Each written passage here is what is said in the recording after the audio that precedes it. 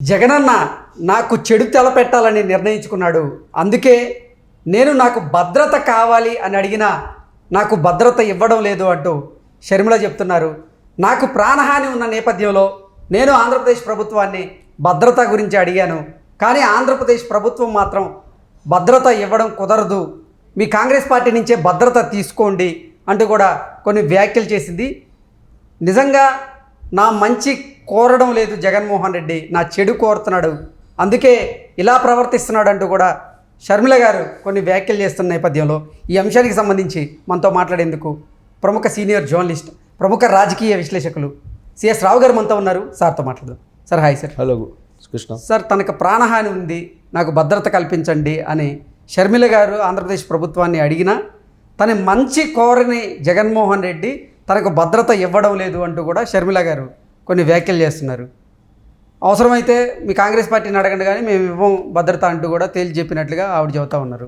ఏంటి సార్ అసలు ఏం జరుగుతుంది ఆంధ్రప్రదేశ్లో? సో ఒకటి ఏంటంటే, షర్మిల ఎప్పుడైతే ఆంధ్రప్రదేశ్ పిసిసి అధ్యక్షురాలు అయ్యారో ఆ రోజు నుంచి ఆమె మీద దాడి జరుగుతుంది. సోషల్ మీడియా వేదికగా చేసుకొని షర్మిల అలాగే సునీతారెడ్డి మీద ఏ విధంగా పోస్టులు పెట్టారనేది మనకు ఉదాహరణ తెలుసు. ఆల్రెడీ హైదరాబాద్ సైబర్ పోలీసులు కేసులు కూడా నమోదు చేశారు. అక్కడ కొంతమంది మిమ్మల్ని లేపేస్తాం అని చెప్పి చెప్పడం, అలాగే ఈ లేపేస్తే ఈసారి ఎన్నికలకు ఉపయోగపడతారు కదా వీళ్ళు అనేటువంటి యాంగిల్లో వాళ్ళు పోస్టులు పెట్టారనేది కూడా ఇప్పుడు కంప్లైంట్ చేయడం జరిగింది. అంత పెద్ద ఎత్తున నీకు థ్రెటనింగ్ వస్తున్నప్పుడు, లేదా ఆమెను వ్యక్తిత్వ హననం చేస్తున్నప్పుడు, నిన్ను లేపేస్తాం, నిన్ను పొడి చేస్తాం, అసలు నువ్వు రాజశేఖర రెడ్డి బ్లడ్డే కాదు, నువ్వు రాజశేఖర రెడ్డి కూతురే కాదు, ఇంటి పేరు వైఎస్ కాదు, ఇవన్నీ ఈ విధంగా చేస్తూ అసలు నువ్వు ఉండకూడదు, మా జగనానికి అడ్డం నువ్వు, ఇలాంటి వ్యాఖ్యలు చేస్తున్నప్పుడు దాని అర్థం ఏంటి? ఖచ్చితంగా ఆమెకి ప్రాణహాని ఉందనే కదా ఆమె చెప్తుంది కదా, ప్రాణహాని ఉందని చెప్పి. ఇప్పుడు బాబాయిని చంపిన వాళ్ళు మమ్మల్ని చంపడం ఏముందని చెప్పి చెప్తున్నారు కదా. బాబాయిని చంపిన వాళ్ళు పెట్టినటువంటి రాజశేఖర్ రెడ్డి అనేటువంటి వ్యక్తి పెట్టినటువంటి పోస్ట్ను కూడా ఆధారంగా చేసుకొని ఆవిడ కేసు కూడా నమోదు చేయడం జరిగింది. అదే ఫినిషర్ అని చెప్పి రకరకాలు వీళ్ళు లేపేస్తాం వీళ్ళని ఒకళ్ళు, సో ఇంకొకళ్ళు ప్రభాస్ తోటి అంకెల సంబంధాలు ఉన్నాయి, ఇలా రకరకాలు పెట్టేస్తున్నాయి. అంటే వైఎస్ఆర్ కాంగ్రెస్ పార్టీలో ఉండేటువంటి జగన్మోహన్ రెడ్డి వీరాభిమానులు ఎవరైతే ఉన్నారో వాళ్ళు షర్మిలను కూడా లేపేయాలని చెప్పి సిద్ధపడ్డారు అనేది ఆ పోస్టుల ద్వారా అర్థమవుతుంది. సో దాన్ని బట్టి మనం అర్థం చేసుకునేది అంక ప్రాణహాని అయితే ఉంది. ఆ విషయాన్ని ఆమె కూడా చెప్తున్నారు, సునీతారెడ్డి కూడా చెప్తుంది, అనేక సందర్భాల్లో సునీతారెడ్డి చెప్పారు, షర్మిల కూడా చెప్తుంది ప్రాణహాని ఉంది మాకు అని చెప్పి. సో కాబట్టి ఇలాంటి పరిస్థితుల్లో సెక్యూరిటీ ఇవ్వడం అనేది కనీస ధర్మం ఏ ప్రభుత్వానికైనా. మామూలు వాళ్ళకి కూడా ఇస్తారు, రాజకీయ నాయకులకి కాదు, ఎవరికైనా ప్రాణహాని ఉంది నాకు అని చెప్తే సెక్యూరిటీ ఇస్తారు. ఈవెన్ నా విషయంలో తీసుకుంటే, నేను ఒక పేపర్లో పనిచేసినప్పుడు గతంలో ఒక రౌడీ షీటర్లు నా మీద అటాక్ చేశారు. అటాక్ చేసినప్పుడు ఆ రోజున ఎస్పీ నేను అడగకుండానే ప్రొటెక్షన్ పెట్టారు. ప్రొటెక్షన్ పెడితే ఆ ప్రొటెక్షన్ తోటి నేను ఆల్మోస్ట్ 1 month పైగా నేను న్యూస్ రాశాను ప్రొటెక్షన్లో. కాబట్టి మామూలు వాళ్ళకి కూడా ఇస్తారు ప్రొటెక్షన్. అది ప్రాణహాని ఉంది అన్నప్పుడు డెఫినెట్గా సెక్యూరిటీ ఇస్తారు. అందులో జగన్మోహన్ రెడ్డి ఎవరు? షర్మిల యొక్క అన్న. తన సొంత చెల్లెలు సెక్యూరిటీ అడుగుతుంటే ఆయన ఎందుకు ఇవ్వట్లేదు, ఆయన ఇవ్వను పో అని అంటున్నారు. ప్లస్ ఇవ్వను పో అని చెప్పి ఆయన అన్నారంటే నేరుగా ఆయన కాదు, ఇప్పుడు సజ్జల రామకృష్ణారెడ్డో లేకపోతే పెద్దిరెడ్డి రామచంద్రారెడ్డో లేదా బొత్స సత్యనారాయణ అని చెప్పి ఆ మాట అన్నారంటే ఆయన అన్నట్టే కదా, జగన్మోహన్ రెడ్డి అన్నట్టే కదా. బొత్స సత్యనారాయణ అలాగే పెద్దిరెడ్డి రామచంద్రారెడ్డి చాలా క్లియర్గా ప్రెస్ మీట్లో ఏమన్నారు, ప్రెస్ తోటి ఒకవేళ భద్రత కావాలంటే కాంగ్రెస్ పార్టీని అడిగి తీసుకో, మేమైతే ఇవ్వము. గతంలో మేము ఓదార్పు యాత్ర చేసేటప్పుడు కూడా జగన్మోహన్ రెడ్డికి ప్రైవేట్ సెక్యూరిటీ పెట్టుకున్నాం మేము. సో కాబట్టి మేమైతే మా ప్రభుత్వం వైపు నుంచి అయితే మేము సెక్యూరిటీ ఇవ్వము అని చెప్పి తేల్చి చెప్పేశారు. ఇది విన్నటువంటి షర్మిల సెక్యూరిటీ ఇవ్వమని చెప్పి అంటున్నారు కాబట్టి ఏదో చెడు తలపెట్టాలని చెప్పి జగన్ అన్న నిర్ణయించుకున్నాడు అనేది ఆవిడ చెప్తున్నారు. ఏదో నాకు చెడు తలపెట్టాలని చెప్పి నిర్ణయించుకున్నాడు ఆయన, చెడు చేయాలని. సో బాబాయ్ ఆ రోజున 2019లో బాబాయ్కి ఏం చెడు జరిగిందో అలాంటి చెడు ఏమన్నా జరిగే అవకాశం ఉందా అనేది ఆమె ఆందోళన చెందుతుంది. ఆవిడ మళ్ళీ గొడ్లపోట్లు ఏమైనా గుర్తొచ్చింది. సో అంతే కదా, బాబాయ్కి ఏం జరిగింది అనేది అందరికీ తెలుసు. సో అలాంటి పరిస్థితుల్లో ఇప్పుడు జగన్మోహన్ రెడ్డి భద్రత ఇవ్వకపోవడం అనేది ఇప్పుడు పెద్ద ఇష్యూ అవుతుంది. షర్మిల ఇప్పుడు గతంలో ఏం జరిగింది, 2019లో ఏం జరిగింది, జగన్మోహన్ రెడ్డిని వ్యతిరేకించినటువంటి వాళ్ళని ఏం చేశాడు జగన్మోహన్ రెడ్డి, ఇవన్నీ మనకన్నా కూడా షర్మిలకి బాగా తెలుసు. సో కాబట్టి షర్మిల ఇప్పుడు ఆందోళన చెందుతున్నారు. ఆవిడ ఇప్పుడు జిల్లా టూర్కి వెళ్తున్నారు. సో ఒకసారి ఒక రౌండ్ ఆల్రెడీ ఆమె ప్రచారం చేశారు. ఇప్పుడు మళ్ళీ ప్రతి జిల్లాకి వెళ్ళి జిల్లాలో టూర్లు పెట్టుకొని జిల్లా మీటింగ్లు పెట్టుకుంటున్నారు.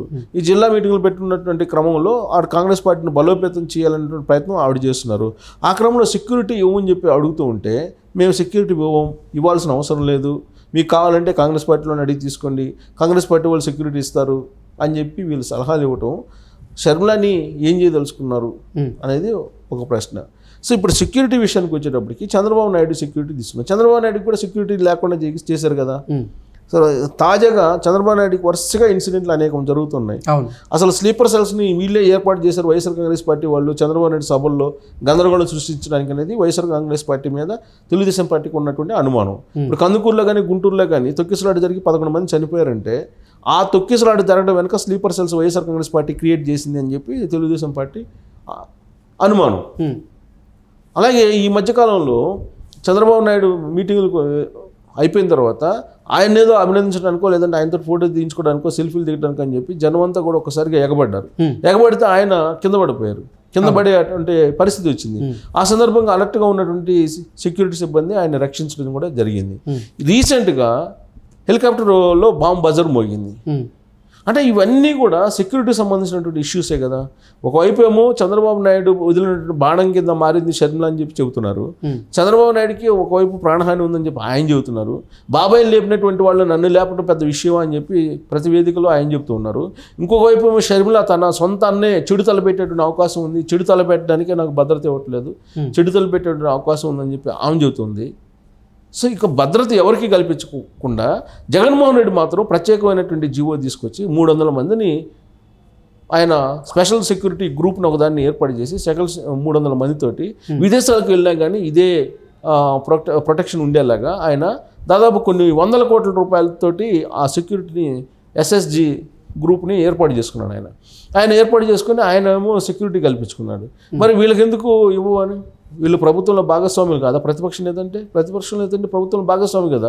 అలాగే రాజకీయ పార్టీ ఒక జాతీయ పార్టీకి సంబంధించినటువంటి రాష్ట్ర అధ్యక్షురాలుగా ఉన్నటువంటి షర్మిలకి సెక్యూరిటీ ఇవ్వనని అంటే మరి ఆయన చెప్పినట్టు చెడు తలపెట్టే ఆలోచన ఏమైనా ఉందా?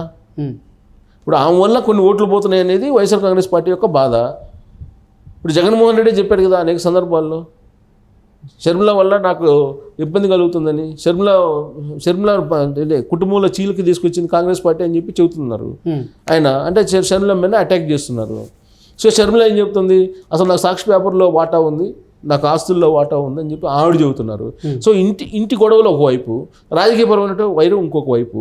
ఈ నేపథ్యంలో ఎప్పుడు ఏం జరుగుతుందో తెలియనటువంటి ఆందోళన ఆవిడలో అయితే ఉంది. దాంట్లో భాగంగానే ఆ సెక్యూరిటీ అడిగారు. సెక్యూరిటీ ఇవ్వడానికి ఏమైంది? సెక్యూరిటీ కూడా నిరాకరిస్తున్నారని అంటే ఈ ఎన్నికల్లో ఆ పోస్టులు పెట్టిన వాళ్ళు ఎవరైతే వీరాభిమానులు ఉన్నారో వైఎస్ఆర్ కాంగ్రెస్ పార్టీ, పైగా వాళ్ళు అత్యంత విధేయులుగా వైఎస్ఆర్ కాంగ్రెస్ పార్టీకి ఉన్నటువంటి వాళ్ళు, సైబర్ పోలీసులు ఆల్రెడీ ఎంక్వైరీ చేస్తున్నారు. డాక్టర్ సునీతారెడ్డి పెట్టినటువంటి కంప్లైంట్ ప్రకారం ఎన్నికల్లో సునీతారెడ్డిని అలాగే షర్మిలాని లేపేస్తే కలిసి వస్తుంది కదా 2019 లాగా. 2019లో బాబాయిని లేపినట్టు వీళ్ళిద్దరిని కూడా లేపేస్తే ఈ ఎన్నికల్లో వీళ్ళు కలిసి వస్తారు, ఆ ఎన్నికల్లో ఆయన కలిసి వచ్చారనే పోస్టులు పెట్టారని అంటే వాళ్ళ ఉద్దేశం ఏంటి? షర్మిల చెప్పినట్టు చెడు తలపెట్టడానికే కదా. సో కాబట్టి ఇప్పుడు కనుక సెక్యూరిటీ ఇవ్వకుండా ఉంటే జగన్మోహన్ రెడ్డి, ఒకవేళ ఆమెకి జరగడానికి ఏదైనా జరిగితే ఆ అపవాదును కూడా జగన్మోహన్ రెడ్డి మోయాల్సినటువంటి పరిస్థితి ఏర్పడుతుంది. సో నిజంగా కనుక ఆయన చెప్పినట్టు కనుక జరిగితే, ఇప్పుడు జనరల్గా షర్మిల కొంచెం ఫెరోషియస్గా ఉంటారు, ఆమె సంచలనమైనటువంటి కామెంట్లు చేస్తూ ఉంటారు. అలాగే రాబోయేటువంటి రోజుల్లో జగన్మోహన్ రెడ్డి వ్యవహారాన్ని మరింత ఆమె ఫోర్స్ఫుల్గా చెప్పేటువంటి అవకాశం ఉంది. ఇలాంటి పరిస్థితుల్లో సెక్యూరిటీ లేకపోతే కనుక అక్కడ వైఎస్ఆర్ కాంగ్రెస్ పార్టీ వీరాభిమానులు ఎవరైతే ఉన్నారో, లేదంటే సోషల్ మీడియాకు సంబంధించినటువంటి వాళ్ళు, లేదంటే వీరాభిమానులు, కొంతమంది ఉన్మాదులు ఉంటారు. అన్ని పార్టీలో ఉంటారు, నేను అనేది వైఎస్ఆర్ కాంగ్రెస్ పార్టీ కాదు, అన్ని పార్టీలో ఉంటారు. సో అలాంటి వీరాభిమానులు, ఉన్మాదులు ఒకవేళ చేయడానికి ఏదైనా చేస్తే, షర్మిలకి జరగడానికి జరిగితే, కనీసం సొంత అన్న సీఎంగా ఉన్నప్పుడు ఆయన సెక్యూరిటీ ఇవ్వాల్సినటువంటి కనీస బాధ్యత ఉంది కదా. సో అది కూడా చేయట్లేదని అంటే ఏదో హిడెన్ ఎజెండా ఉన్నట్టే కదా. షర్మిల అనుమానిస్తున్న విధంగా హిడెన్ ఎజెండా అయితే లేకపోతే మరి సెక్యూరిటీ ఇవ్వాలి కదా. సో ఆ హిడెన్ ఎజెండా ఏంటి అనేది మనం త్వరలోనే చూడబోతున్నాం అనేది షర్మిల చెప్తుంది. Okay sir, thank you so much.